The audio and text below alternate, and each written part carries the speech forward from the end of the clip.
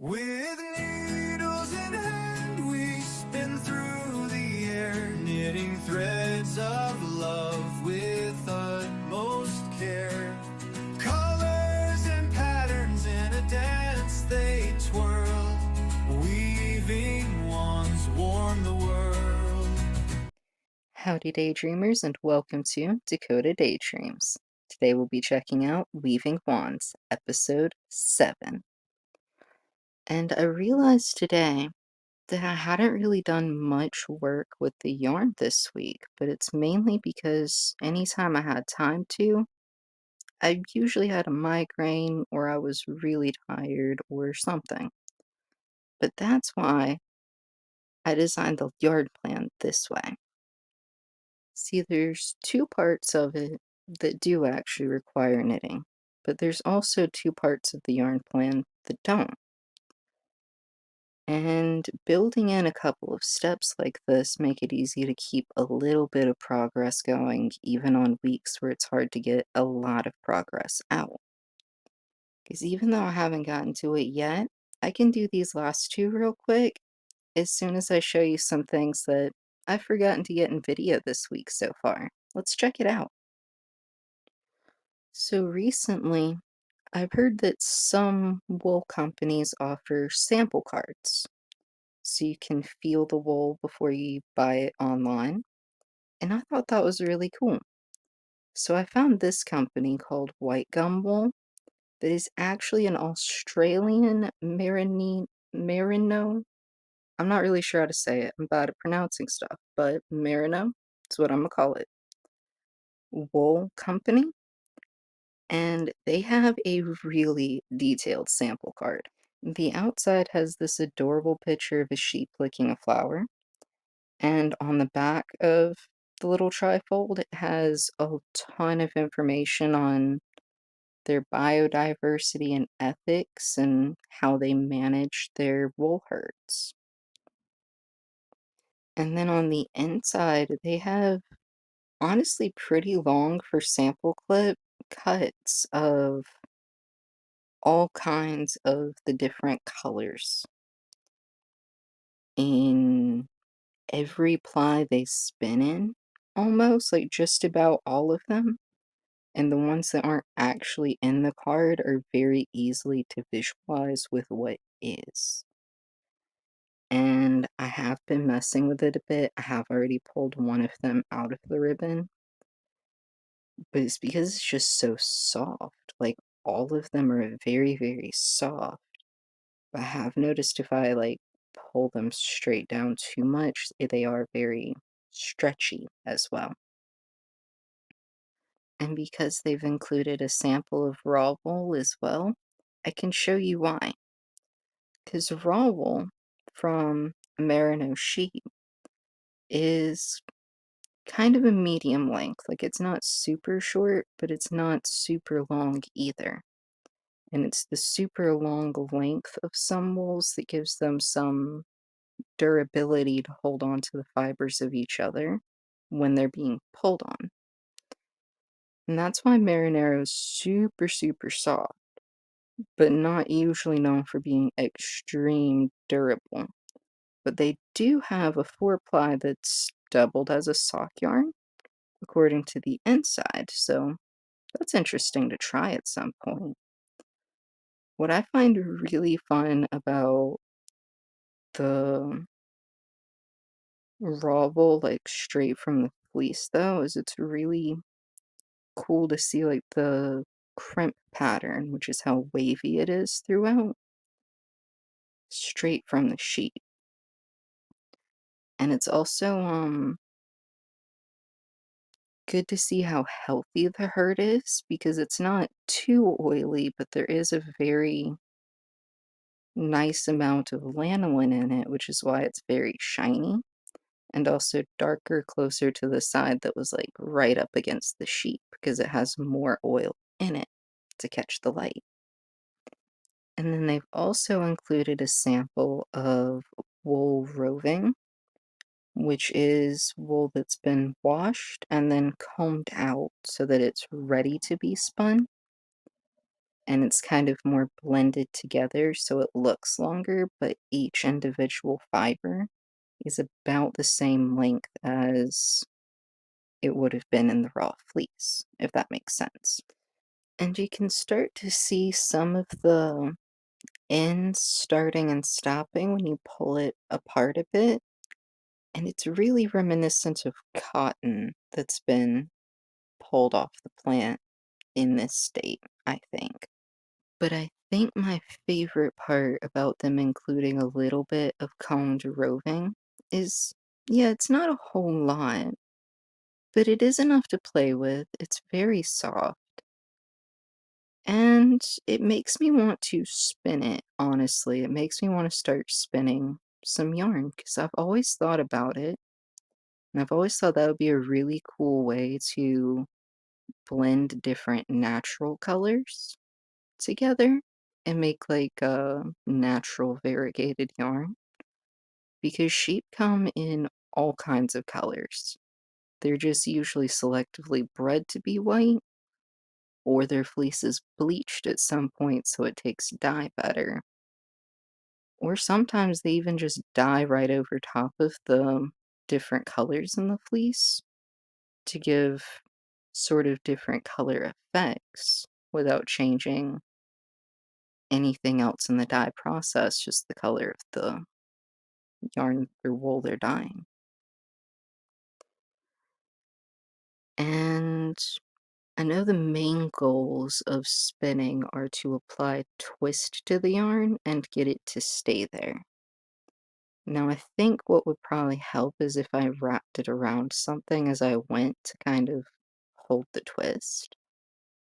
And finger spinning probably isn't a practical way to make an entire ball of yarn at any point, but it is something to do to kind of play with the feel of the yarn and wool that I have available and see what kind of comes out. Because I'm considering getting a drop spindle at some point, but I kind of feel like I need a little more space for a craft area before going all the way out into spinning. However, in the meantime, anytime I get my hands on some roving, I'm probably going to try to finger spin it. 'Cause there was a long time that I was able to like finger spin a thread out of like the loose fluff that had come off of damaged yarn balls that I kept saved up for a long time. So it is something that I'm curious to relearn and might start adding in a little bit more often. But so far, just messing with it a little bit, it has made like a little bit of a thread just being twisted on itself by hand. So it's definitely a wool that is very willing to spin no matter how you spin it? And then also inside the pamphlet, they have their wool colors available and the weights each of those colors are available in, which I think is really cool. Their white is natural, so that's nice because the sheep's already white, so why make it even whiter? Some places do.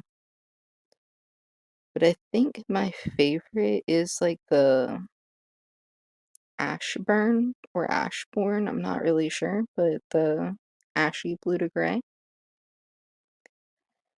And it says their 4K doubles as a sock yarn, and it does come in quite a large yardage, so I'm probably gonna try that first whenever I get to the point of trying this yarn.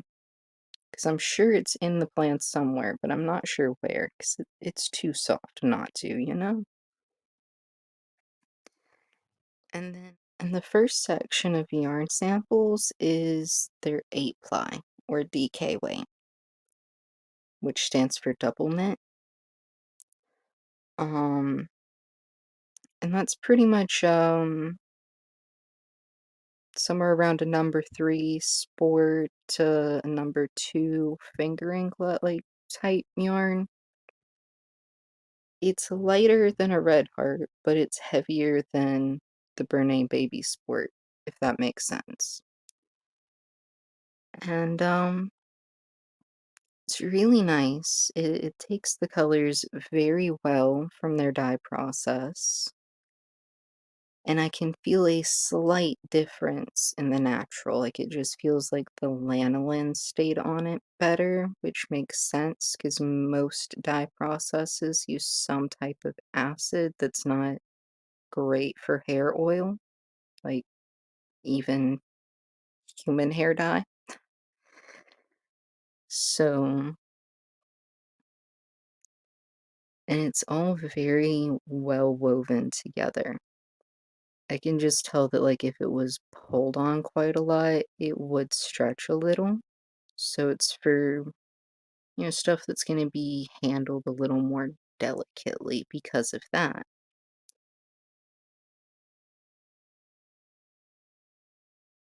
And honestly, just touching it, I'm trying to think of things that I could make with it. But part of my thought process on that is trying to determine how the yarn's going to handle being handled. Because most things are going to be picked up a little roughly, slung around, flung, tugged on, pulled, and if given to children, likely play tug of war with at least once. And even from just a little bit of sample tugging, pulling, and snapping, this one piece is already a good bit longer than the other pieces of the same cut. So, definitely for delicate projects, but what kind? Let me check out the next section and see what that one feels like.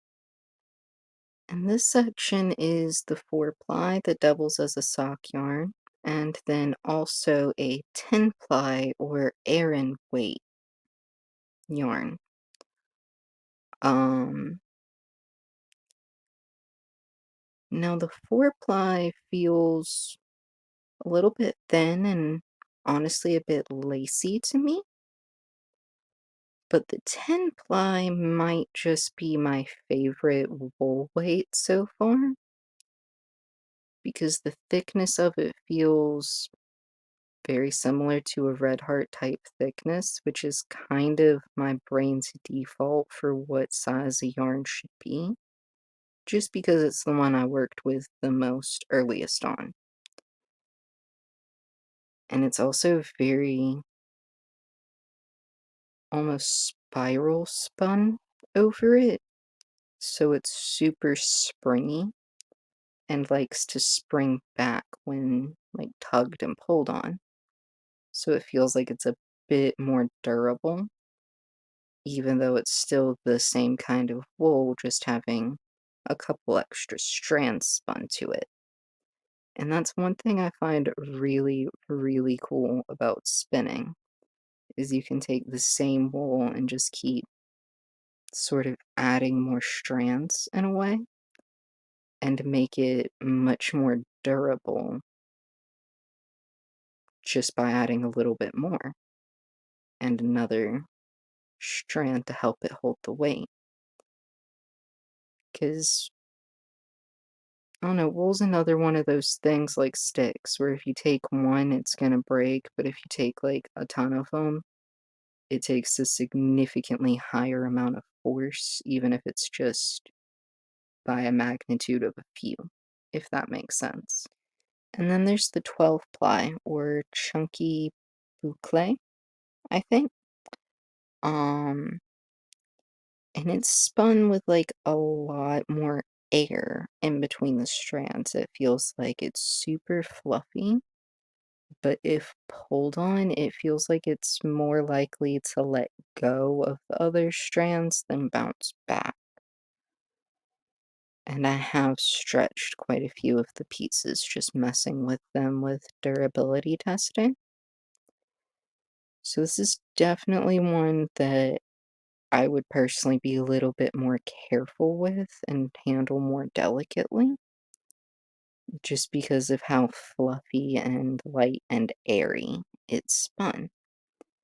And that's another thing that I think's really, really cool about spinning, is how dense or fluffy it was pulled through and how much tension has a huge impact on how dense or springy or fluffy or what the yarn is. And then last but not least are the silk samples or silk blend. These are 70% merino wool and 30% tussa silk. And what's really cool about this, and mostly visible in the natural, but also visible in the other ones, is tussa silk is a very high gold type silk. So it's kind of given all of the colors of this blend kind of a golden glow to them, which I find really cool. And they've included samples in both the 4-ply or fingering weight and the 5-ply or sport weight. And I'm not sure if I have a favorite between the two. If I had to pick one, I'd probably go with the 5-ply just because it's a bit thicker and easier to keep track of without watching the project in my hands the whole time, if that makes sense. But they're both very, very soft. And recently, the main project I've been just go-to grabbing to work on when I have a second and just feel like messing with some yarn has been my project Legacy Shawl. So far, it's gotten up to about 12.5 inches, so I'm starting to wonder if there's an upper limit to watch out for. So let's go check that real quick. And on their page, they say that we can use any pattern of our choice, and it should be large enough to go around the shoulders, so about 50 to 74 wide, like from wing to wingtip, and about 15 to 20 deep. So I'm guessing that would be the back length is recommended, but not mandatory.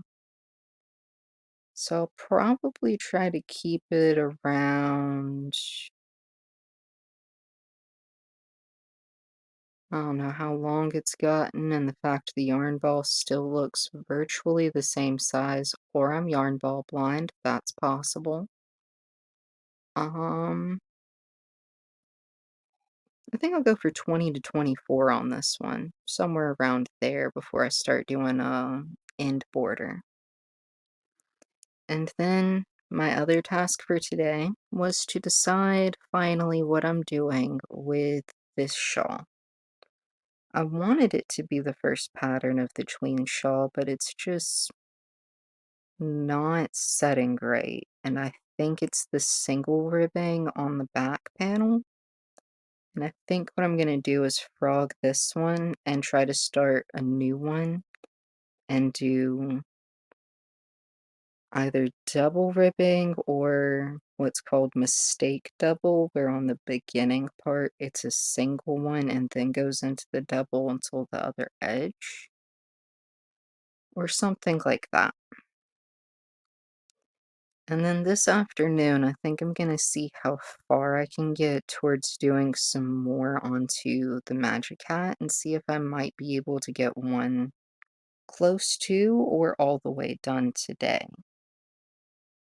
Which puts my yarn plan for next week to finishing one of the Magic Hats, finishing the second placemat still, trying to finish some of these cowls, because my partner only wants one, and I still have that full yarn ball that I was trying to make cowls off of in my project bag. If I could just work on those a little bit and clear that out of the project bag, it would free up a lot of space. And then I'd like to start the next version of the tween shawl, just to try and keep a project that's for a pattern I want to write going, you know? Thank you for dreaming with me and listening to me ramble this week. please leave a comment down below so I can say hello and thank you. And until next time, take care of yourself and keep your head in the clouds, daydreamer.